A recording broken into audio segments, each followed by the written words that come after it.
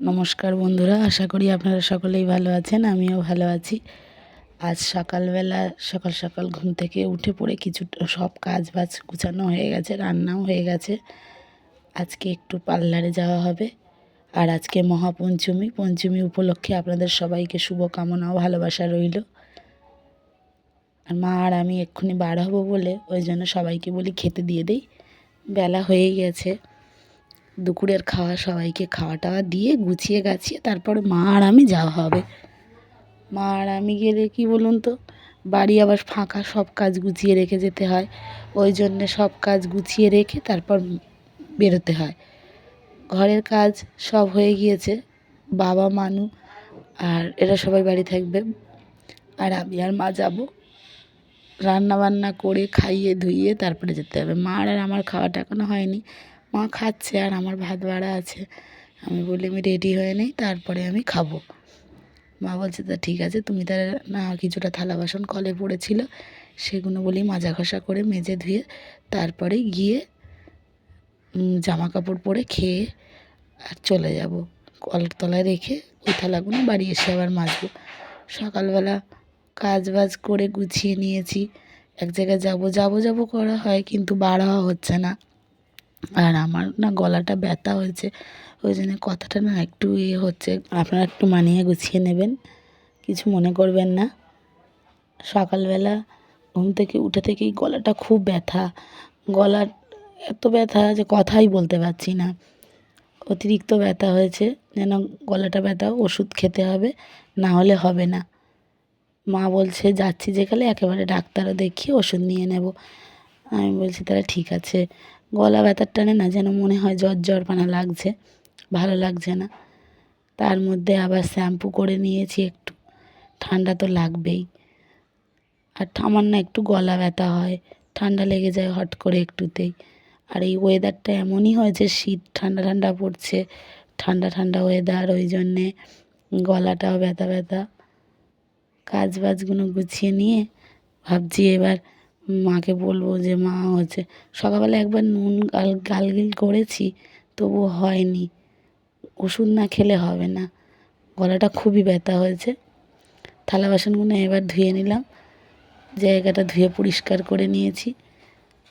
আর হচ্ছে একটা মানু বলে মা তুমি যাচ্ছ আমার জন্য কী আনবে? আমি বলি কেন, তোমার জন্যে সব জামা কাপড় তো কেনা হয়েই গেছে, আবার কি নেবে? বলছে ও মা আমার, বলছে মা আমার জন্য একটা খেলনা আনবে। আমি বলছি কী খেলনা? বলছে আমার জন্য একটা গাড়ি আনবে 4 চাকা। আমি বলছি সব সময় তো খেলনা আর খেলনা, খেলনা ছাড়া এই সামনে পুজো, মেলা দেখতে যাব, পুজোর ঘুরতে যাব, তখন তোমাকে খেলনা কিনে দেবো, এক্ষণ আর খেলনার বায়না করে না বাবা। বলছে আমার জন্য খেলনা এনো না মা। আমি বলছি তাহলে ঠিক আছে, যদি খেলনা ভালো পাই তাহলে আনবো, না তো কাঁদবে না তুমি একদম। বললাম বলে ওই জন্য থেমে গেল। আর আমি থালা বাসন মেজে বাড়ি চলে এসেছি। মা আমাকে ডাকছে খেয়ে নাও। আমি এবার জামা কাপড় পরে চুল টুল আঁচড়ে রেডি হয়ে গেছি, মাথা টাথা আর ভালো করে পরিষ্কার পরিচ্ছন্ন হয়ে গেছি। এবার মানে শুধু দুটো ভাত খাবো। ভাতে আছে ডাল আর সব রকম সবজি দিয়ে একটা তরকারি দিয়েছে মা, আর আমি খেয়ে নিলাম। আপনাদের সঙ্গে আজকের রান্নার ভিডিওটা আপনাদের সঙ্গে শেয়ার করতে পারলাম না। মা আর আমি এবার গুছিয়ে রেডি হয়ে পড়েছি, রাস্তায় বার হয়ে পড়েছি। এবার এসে দেখি রাস্তায় দুপুরবেলা তো অতটা গাড়ি ঘোড়া চলছে না, লোকজনও কম, কিন্তু পুজো উপলক্ষে ভালোই লোকজন চলাফেরা করছে। আর অটোয় এসে বসে দেখছি একটাও লোক নেই, প্যাসেঞ্জারও নেই রাস্তায়, শুধু মা আর আমি অটোয় বসে আছি। আর অটো পুরো ফাঁকা, যতক্ষণ না ভর্তি হবে ততক্ষণ ছাড়বেও না। মা আর আমি বলি তাহলে পৌঁছাতে পৌঁছাতে দেরি হয়ে যাবে, আর কিছুটা একটু ফল টলও নেব। আর মা আর আমি আজকের রাস্তায় এসে দাঁড়িয়েই আছি। অটো আর কিছুক্ষণ পরে অটোটা ছেড়ে দিয়েছে। এবার মা আর আমি পৌঁছে গিয়েছি, গিয়ে এবার আমাদের কাজও মিটে গেছে পার্লারে।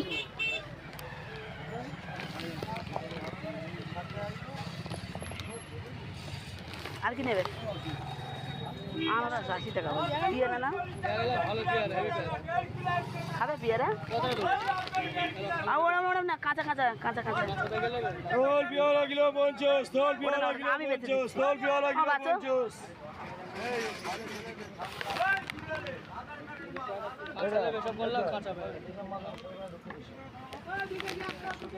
কাঁচা কাঁচা দেখে না।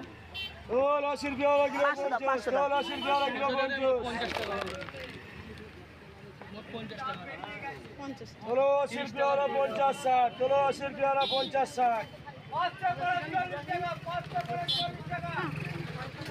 চলো 80 পেয়ারা 50 60 বলো বই।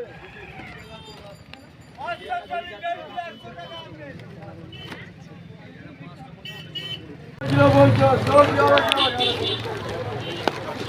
কদবেল কত করে এগুলো?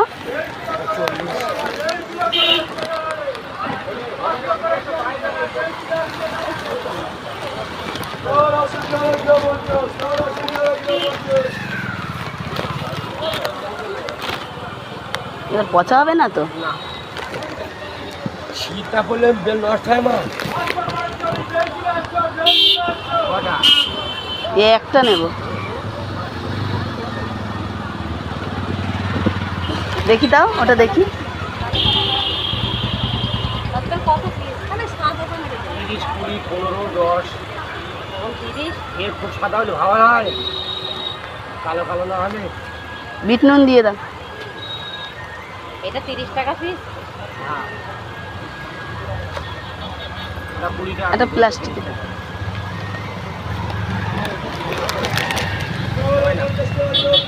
কত? 40 টাকা। 40 টাকা কিলো। 40 টাকা কিলো।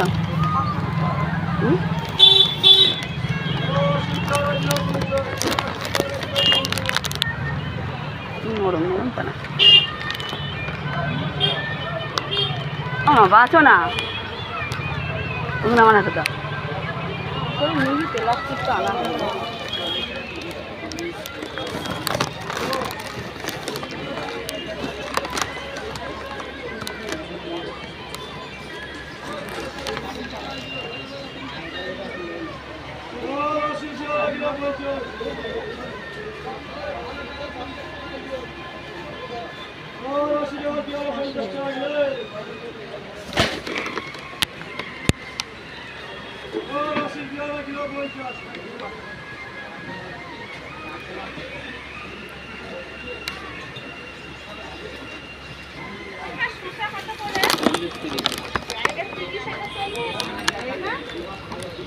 ফল টল কেনা হয়ে গেছে, এবার বাড়ির দিকে রওনা দেব।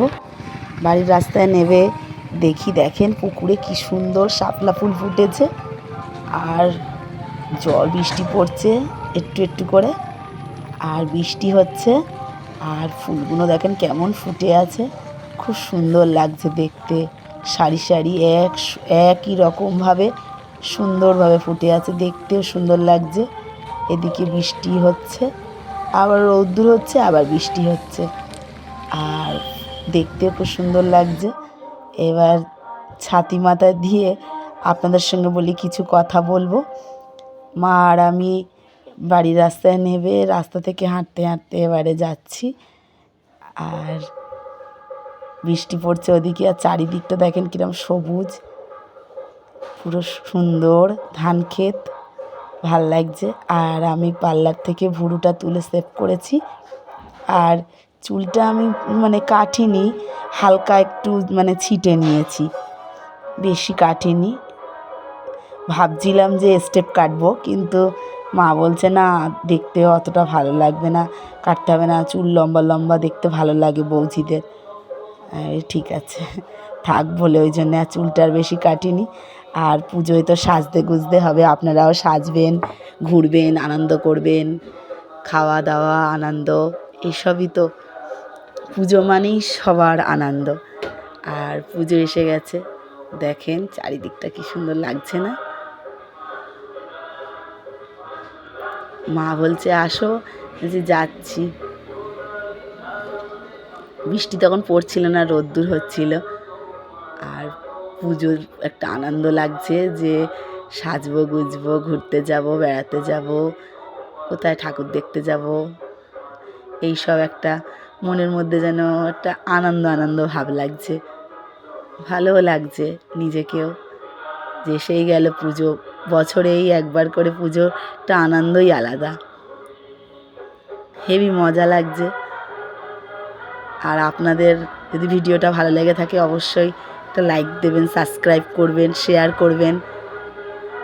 আপনাদের এই ছোট্ট বোনটার একটু অনুরোধ রাখবেন। গুরুজনরা আমার প্রণাম নেবেন।